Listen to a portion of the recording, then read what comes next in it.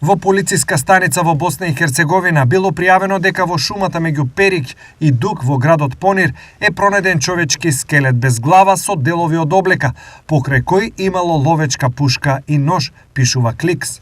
Како што информираат од полицијата, за инцидентот биле известени оделот за криминалистичка полиција на полициската управа Коњиц и дежурниот обвинител.